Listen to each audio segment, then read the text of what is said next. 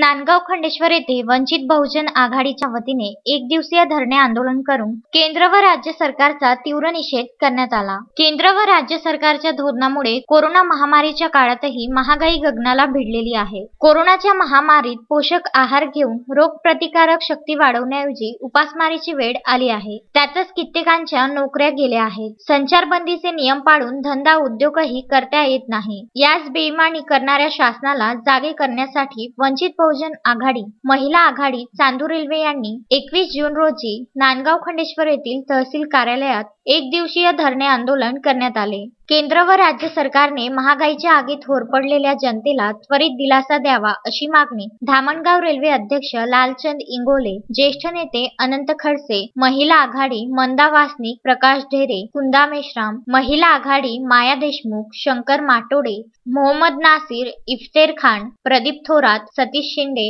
अभय गणवीर उपस्थित होते। ज्या ज्या समूहावर अन्याय झाला त्या समूहाच्या उत्थानासाठी या देशामध्ये आणि महाराष्ट्रामध्ये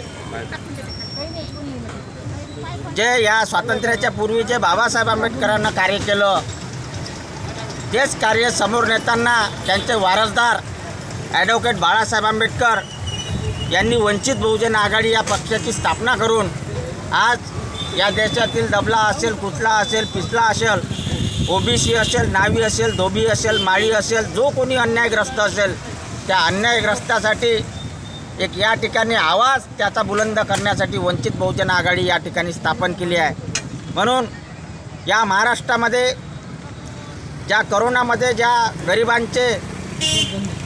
गरिबांचे उद्योगधंदे गेले, ज्याच्या हातावर पोट आहे त्या लोकांचा रोजगार बुडाला, या सर्वांसाठी जर या देशामध्ये या महाराष्ट्रामध्ये कोणी आवाज उठवला असेल तर त्याचं नाव फक्त बाळासाहेब आंबेडकर आहे। प्रदीप रघुते, विदर्भ न्यूज, एनस।